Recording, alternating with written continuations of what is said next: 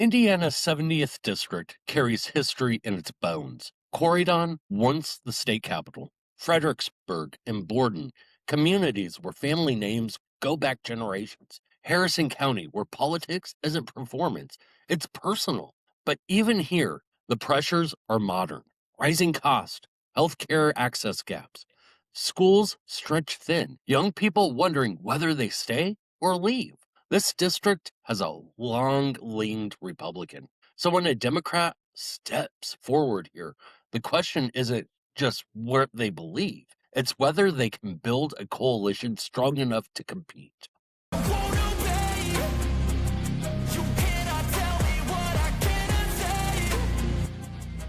Our guest tonight is Sarah Blessing. Sarah brings to this race a background rooted in education and community engagement. She taught elementary school for nearly 2 decades and holds degrees from IU and IWU. In addition to her work as an educator, she has been active in local media and community conversation spaces, including co-founding Project Next, where issues affecting Hoosiers have been discussed and explored in depth. This is not her first campaign for District 70. She ran here in 24, challenging the incumbent and bringing issues like public education funding, women's health care, and local accountability to the forefront. Now she returns in 26, again seeking to represent her community in the State House. Tonight, we go beyond campaign talking points to ask what she would actually do in office, how she would address the district's priorities, and how her experience as a longtime teacher and community communicator informs her approach to public service. Sarah, welcome to Hold 'em Accountable. Thank you so much, Derek, for having me. Thank you for that beautiful intro. And I'm just so thankful for what you are doing to help Indiana and inviting me on. And I'm thankful for what you're doing over at Project Next. Um, if it wasn't for you guys, PIN would have never got started. So we coexist in the same biosphere, and we're both equally just trying to get the state to where it's supposed to be. Yeah, thanks for saying that. I really appreciate all the people doing the work to push Indiana forward. And you guys are definitely a part of that. Project Next a part of that. Mad Voters, Hoosier Action, Indivisible, all the different groups. We're all pushing. And I can tell it's working. And we're really going to see how much it works this next election, November 3rd. So District 70 has historically leaned Republican. What's your strategy to compete effectively here? That's such a great question. Yeah, it's one I've been struggling with how to do this. I got into politics in 2020, in the pandemic especially. That's when I quit teaching. Childcare was an issue when my twins were 2. And I immediately became depressed not teaching because when I was with those 5th graders, I was doing so much to help them and their families. And all of a sudden that was gone. And I was like, oh, I have to help my community or I'm not a happy person. And so then I reached out to Harrison County Democrats and I've been involved with them ever since. And I've ran 3 times now. I ran for county council in 22 and then State House 24 and then this again in 26. And yeah, that's the question. How do you get Republicans to vote for you? When I go and I'm on the ballot, they mostly people here vote straight party ticket Republican. It's about 7 out of 10 votes are Republican votes in Harrison County. So that is the heart of the question there. And I do it by being a real person and not a Democrat. I'm Sarah Blessing. I fight for the community. I'm not Democrat Sarah Blessing that has to go with Democrat ideals. I care about you. And I'm not making that up. That's just me. So a big part of this is I am me caring about my neighbors. I live in Palmyra, which is a town of around 900. We have 2 blessing boxes within walking distance of my house that I put food in. And as soon as I put food in it, within minutes, it's gone. And I'm friends with my community. I've door knocked it multiple times on these campaigns. And my neighbors and my friends and the people I love are hurting. So when I come out and say I'm fighting for them, I'm not making it up. I've got this fury inside of me because our needs are not being met. And the people that struggle the most are getting hurt more and more and more by these policies. And so that keeps me going. That wakes me up in the morning. It keeps me going when I'm doing my extra work to run for State House. I'm going to keep working until my neighbors' lives are better. Rural health care access is a persistent concern in Southern Indiana. What state level reform comes first? Ooh, that's a good question. I understand why rural hospitals are closing because I'm close friends with Dr. Tim Peck, who I'm a co-founder with on Project Next, and I've helped him with healthcare debates, and I've had multiple shows on Project Next about this. So I get the problem. It's not anything I can solve in 1 minute on this show, but I can try to explain it. In Harrison County, our rural hospital, I'm actually friends with the CEO of the hospital, not close friends, but I know her and I'm closer friends with her sister who's a commissioner, and these are Republicans. I get the problem with their hospital. And I also get that because they've surrounded themselves with all Republicans in their board, the hospital board, and with the commissions, it's 100% Republican in Harrison County. And with the county council, they don't fully get the problem. That's what I've realized. The people running the show think their hospital is fine. And I try to talk to them. I'm like, we lost OBGYN care over a year ago, and we're not getting it back. They might pretend like they're getting it back, but we're not getting it back because we can't afford it. So in my whole county, which is a big area county, we don't have OBGYN care here. Our hospital will probably close in a couple years if we do not make change. So yes, if I get elected at the state house, that is going to be a giant concern. How do we help? What I believe to be the main problem is we're making it harder for people to be on Medicare and Medicaid. We're making it harder at the state level. We're making it harder at the national level. Now, as state house in Indiana, I couldn't help with national, but I could help with state. So I would try to pass reform as quickly as possible, making it easier for people to sign up for statewide government insurance. Make it easy, call people, help them. I have a friend, his name's Elijah. He said during the pandemic, a woman called him multiple times and convinced him to sign up for state insurance, which he now does not have anymore. So it kind of takes an educational aspect of you've got to reach out to these people that do not have insurance. That is a problem in my county. We have a lot of farmers. We have a lot of people that have jobs that insurance doesn't cover. So they are uninsured. When uninsured people go to the emergency room, it is law that the hospital has to see them and give them care. And then a lot of those times, those people cannot pay their giant bills. This is one of the things that bankrupts hospitals and causes them to close. So rural hospitals they're serving patients where a lot of times do not have access to health care. They can't afford their bills. The hospital has to pay for it, and it really hurts the hospitals and causes them to close. So I would try to stop that at the state level as quickly as possible. We've done it before. We've had decent state insurance before. I know my brother was on it too a few years ago. It was good insurance. We can do that again. Yeah, Healthy Indiana Plan. It was a good program. It was a really good program. I was never personally on it because I'm retired military, but I know people that were on it, and they got a lot taken care of because of it.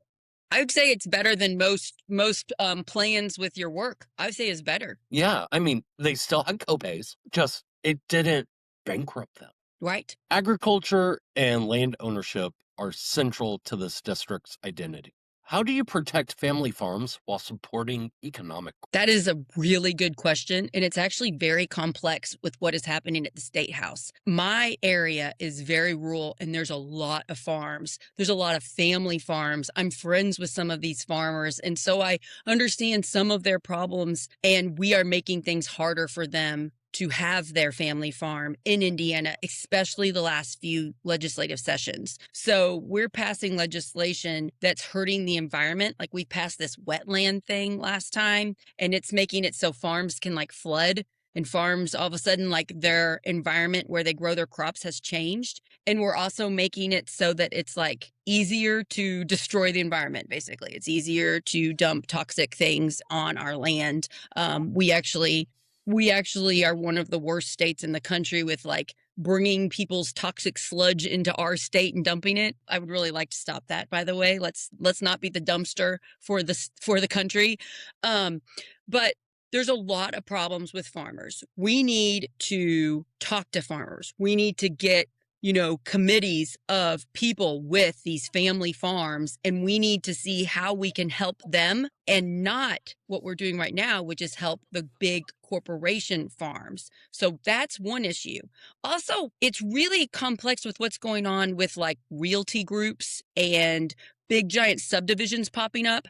There's a subdivision right by where I live in New Salisbury that used to be a farm. And I kind of looked into it. My husband helped me research it the last time I ran. There's some shady stuff going on with realty groups.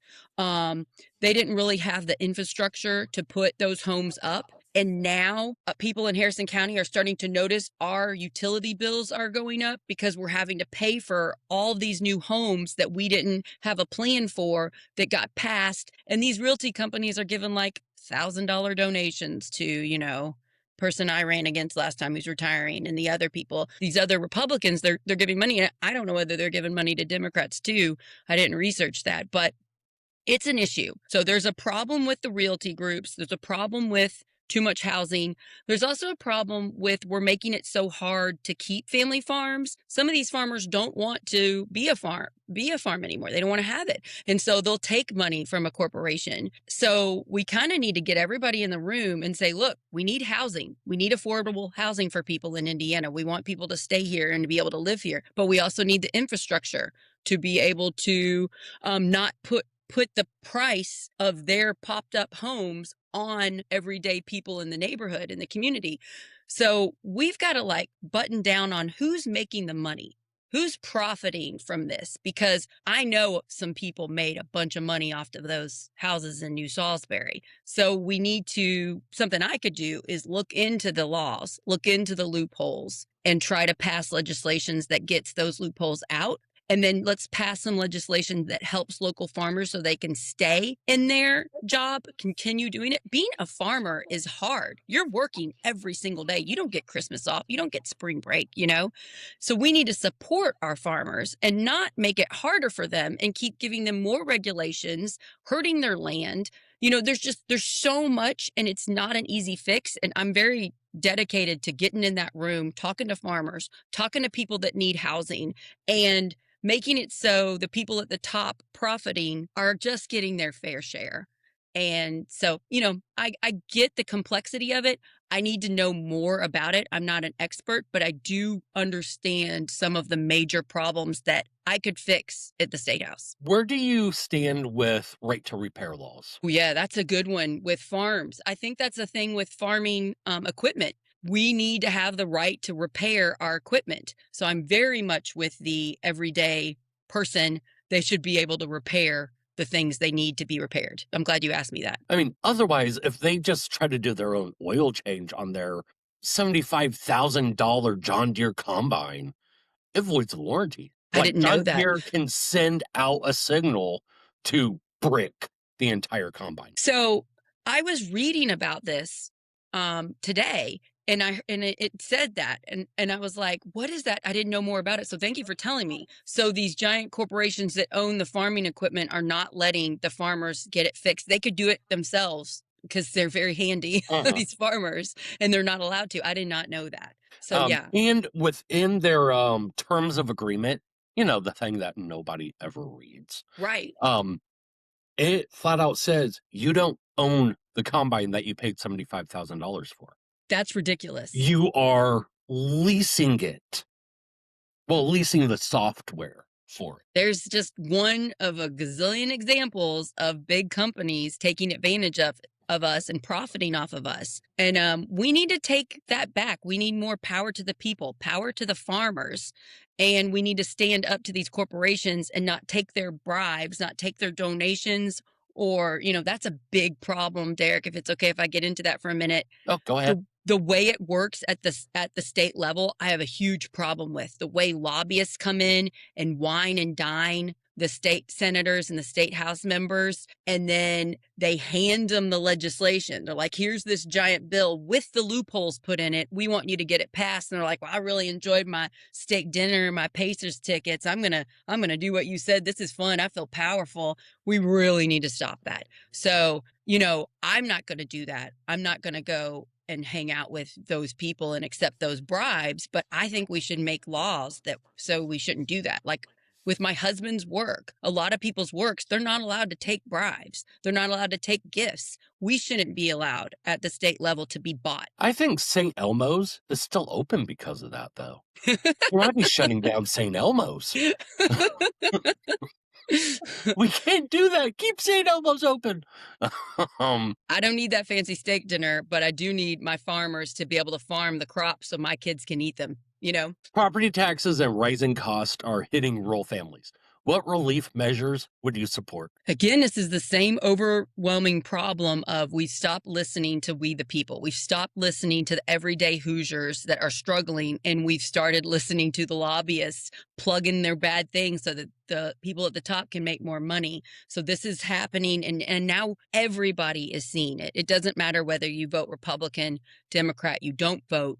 Everybody is seeing the pain of these bad decisions. So yes, our property taxes are rising. All of our bills are rising because they've stopped listening to us. So we have to get the big corporations out of the room. We have to get what they have been doing to states. We have to say no to it and stand up. So we've got to elect people whose goal is to help the people that live in Indiana. And we do not have that. That is not the majority of people right now in power. So it's kind of interesting with the internet. We have shared knowledge, and like me and you are able to have this conversation. I can have Project Next, you can have PIN, and we can keep pushing things forward. But bad things have come with it too. And that is they'll take a state.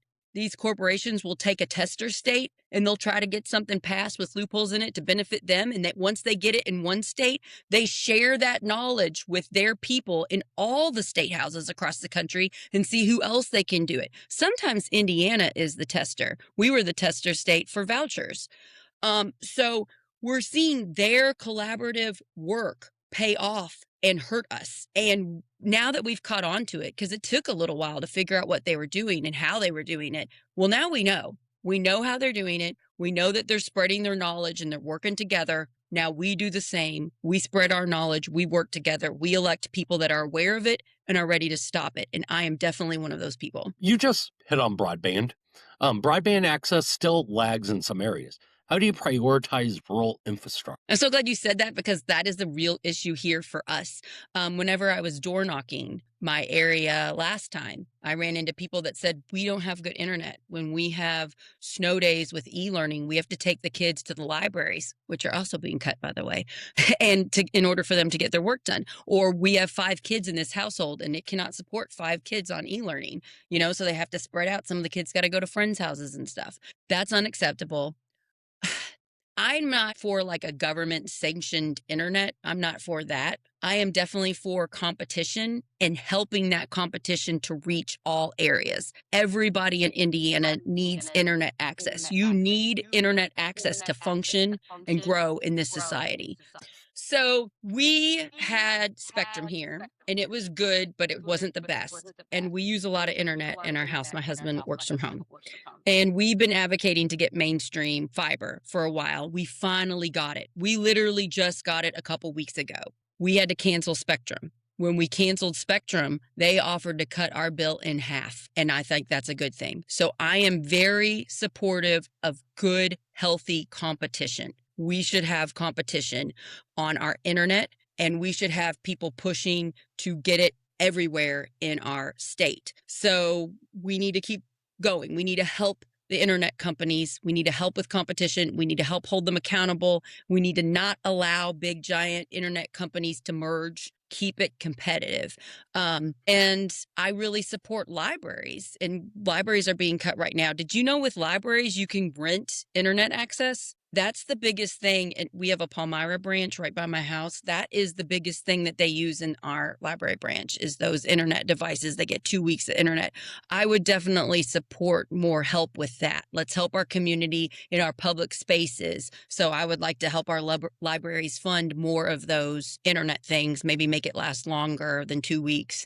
That would be a public way we could help. And then also I would support the competition of these businesses. Well, at some libraries, like here in Borden County, they have seed banks where they actually have seeds for fruits and vegetables.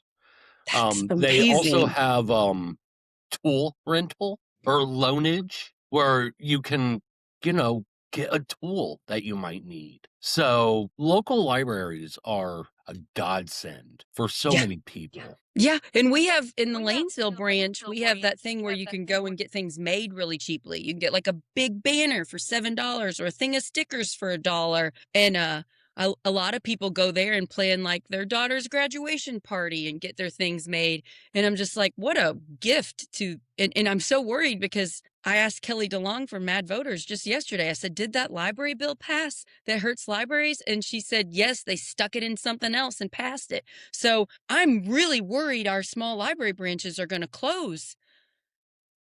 Yeah. And this is again, libraries help those that need it the most.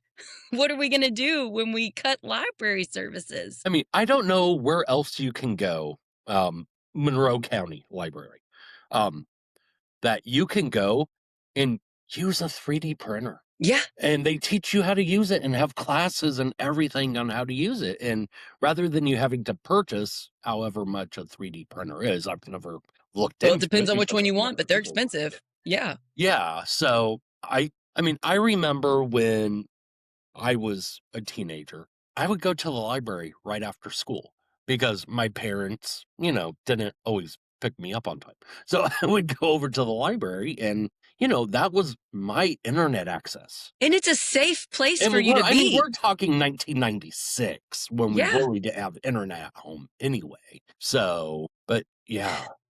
Yeah, that one really hurts, and I put it on my, like, 5-point plan of why I'm running for state house. Saving libraries and protecting our public spaces that help those that need it the most is one of the most important things to me. Small businesses anchor towns like Corydon and Borden. What specific policies would help them grow? So, there's a lot we could be doing to help our small businesses, and that a lot of it involves just getting out of the way, stopping so much of the red tape. Right now, we keep putting all these little loopholes in that help the big businesses. We're helping the big businesses pay very little in our state for taxes.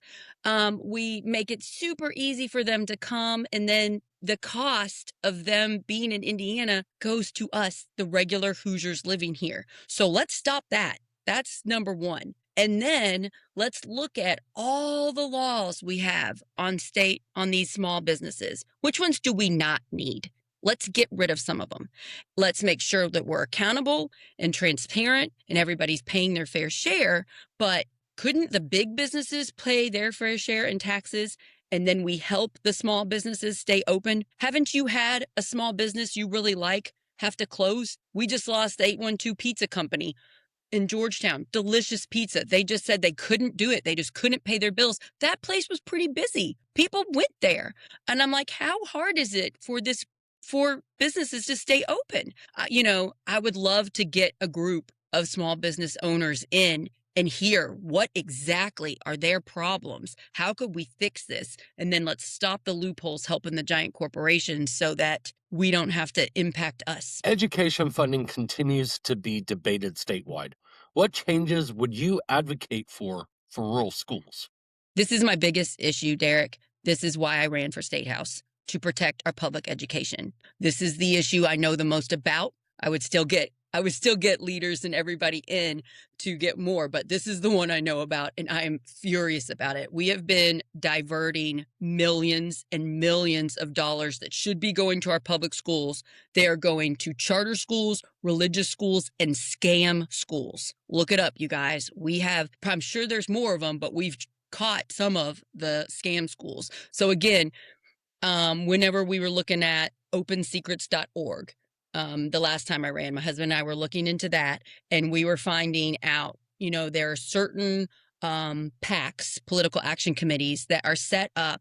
Their sole purpose is to make money off of the taxpayer dollars that are supposed to go to public, and they have succeeded. Indiana was the starter tester state for the voucher program. And since then, it's gone to other schools and it hurts us so badly. We have people that are making tons of money and could easily afford to send their kids to private education, are getting vouchers and paying no money. And that money is being diverted, is being taken from our public schools where most of our kids attend in this state. And it is hurting our public schools tremendously. I met with the superintendent of North Harrison That's the schools where my kids go last year. And the things he told me about how hard it is, the state keeps passing more requirements, keeps giving them more things they have to do, more classes they have to add, but they give no money to support it. So that means every time he gets seniors now need to take this class before they can graduate, he has to cut something else. And it's just constant cuts, cuts, cuts. And our schools are still doing a good job. This is what breaks my heart. My kids' elementary school and my kids' high school is still doing a good job. My kids are still getting a good education, regardless, in spite of the constant attacks on their schools, but I'm seeing the cracks. I'm seeing it hurt. We're also putting way too much pressure on testing. I don't love the third grade I read test. It's really putting pressure on our littlest kids to be such strong readers at that young age, and it's making it harder for them to learn to read. It's putting pressure on the teachers. It's putting pressure on the schools. And instead of making reading fun, a love for reading, a love for growth, they are feeling the pressure that they're going to get held back, that they're going to hurt the school. So I'd really like to work on that. We have to stop doing this voucher program the way it's done. I'm okay if we want to help the kids that cannot afford to attend a private school and they meet the requirements and their parents don't make enough money to pay for it. That's one thing. I'm okay at looking at that. But what we have now is not that. And when you look at the statistics, when you look at the facts, most people using our voucher program do not need that extra assistance. So it's pretty much like we're just throwing away this money and we are really hurting our public schools. If you guys like marching band programs, football programs, your high school basketball, your archery, your drama programs, we don't get those in these charter and religious schools like we do in public. And that is not only a fun entertainment thing, that is our culture. Here in Harrison County, we've got Corydon, South Central, North Harrison. We love attending football games, basketball games. We love going to these events and supporting our community members. If we can't support our public schools, we cannot have these programs. So even if you don't have kids in public school, the culture of our state is under attack with this voucher program and the diverting the funds, and we need to stop it. Mental health services remain limited across Harrison County. What role should the state play in expanding access? I'm usually not a big proponent of complete socialization of programs, but when it comes to mental health, that is one I would make an exception for. I see my community hurting. I see them struggle to pay their bills and stay housed. And I see their mental health having to take a backseat to that. And it is something I'm very worried about. And it's one of the reasons I have the mental fitness show on Project Next to try to help people's mental health. I've experienced a mental health crisis. I had suicidal thoughts several years ago when I was trying to help a program out, and they kind of gaslit me and kicked me out and made up fake things about me. It was a really awful experience. And I had to get therapy, and I was only able to get good quality therapy because my husband has a good job and I have good insurance and we could afford it. Let's just say I'm married very well, Derek. And we have a need. Everybody deserves good quality mental health services. I was speaking to my friend. I have this cop friend, Jason Kerberg, and he's running for sheriff in Floyd County as a Republican. And it is a big issue for him as well. He said our cops need better mental health. Every day they're seeing trauma. They're seeing kids dying in a car wreck. They're stopping violence in a home, and they're impacted. And he's like, if I were a sheriff, I would help with mental health, get them better services every day. He's like, every day they should have access to talk to a therapist if needed. So I support some type of, we need to help our people fast. A lot of these people, if they are uninsured, they cannot afford good quality therapy. So I think we need to talk about it in schools. I think we need classes on it. We have the information, like I've gotten the tools just by talking to somebody. We have this information. We need to get it out in every aspect. How do you help a 5-year-old deal with stress? How do you help a 10-year-old? How do you help a 15-year-old? How do you help an adult? It's not as expensive as you would think because we already have the knowledge. We just kind of need to use education as a tool, teach more people and get it put out in the state. But it is something I'm deeply worried about. Also, when you look at the division problem that we have across the country, the hatred of either political side, that is very mentally unfit. and we need to kind of work on it as a country. Like, I really believe our national government should help. We should be unifying. We should be helping with community engagement. We should encourage people to get out there and talk to one another instead of what we're doing right now, which is scaring the crap out of people and fear mongering, rage baiting people for us to watch their content and make money off of it. We need to shift focus as a community, as a country, as a state to help one another. So that's, again, one of the reasons I started Project Next. If elected, how would you work across party lines in a Republican-controlled House? Oh, this question I was most excited about, Derek. That is a huge part of what I will do.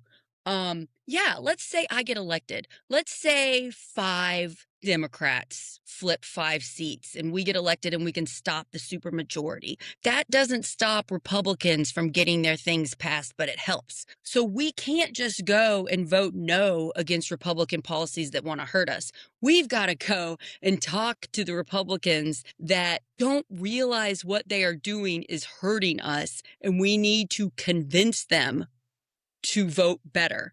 And we can do that. We're all human beings. We're all persuadable. So this like blind thing of just because they're Republican, we can't talk to them, they're evil, is complete crap. It is such a lie.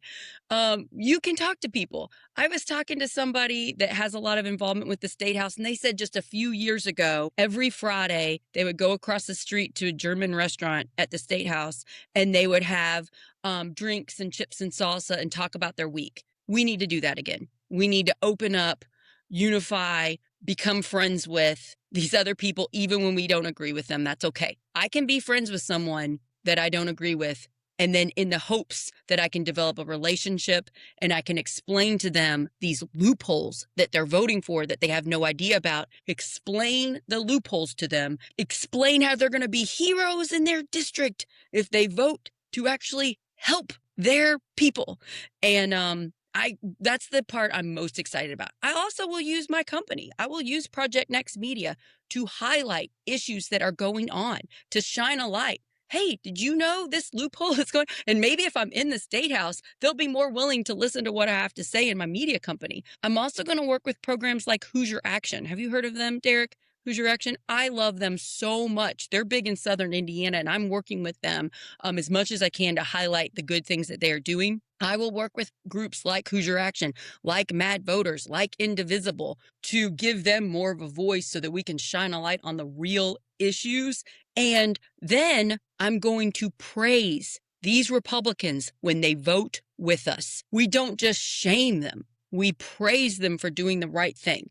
Like, I would like to praise Ed Clear. He's a Republican State House rep who's switching to independent, who's not running again, who really votes against his political party sometimes when they are hurting his district. And his district is right next to mine. It's where I grew up.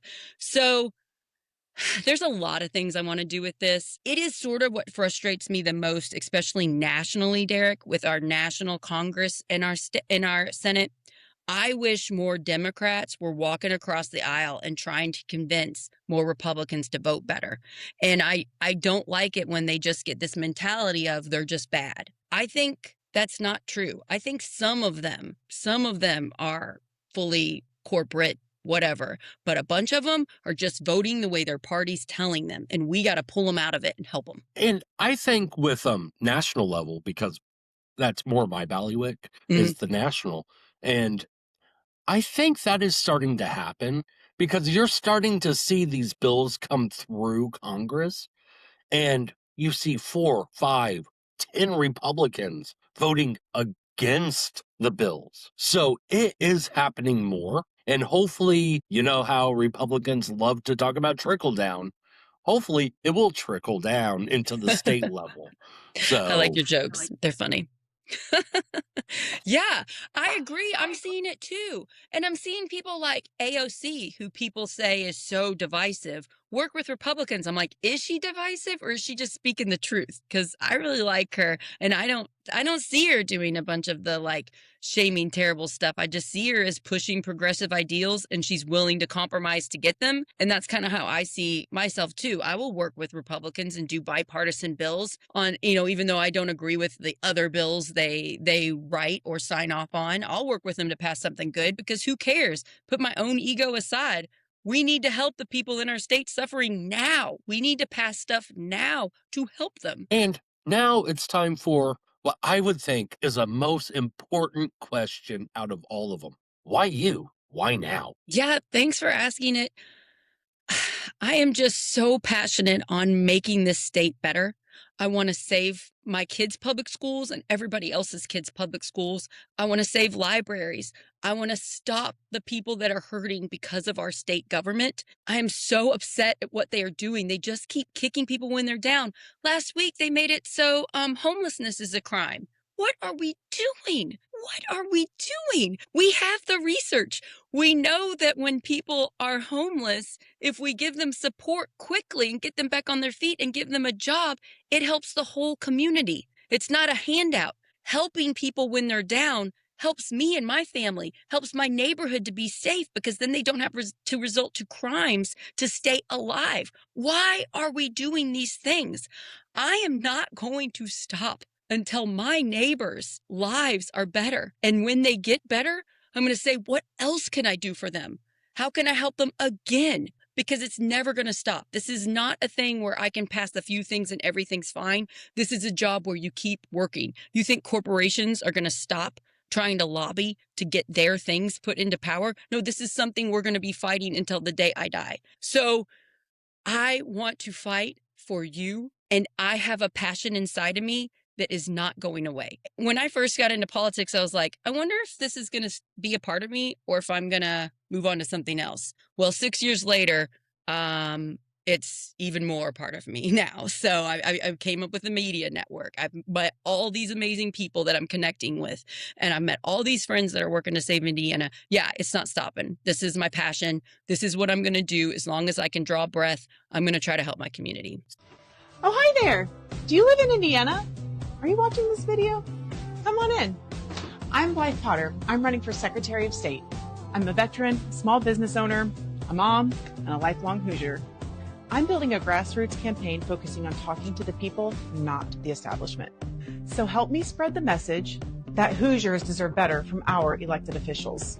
Oh, hey, before you go, introduce yourself in the comments and share this with a fellow Hoosier. Bye now. Sarah, we've talked about rural priorities, local economics, and the challenge of competing in District 70. Now it's time to simplify things. No long explanations, no hedging. This is hold 'em or fold 'em.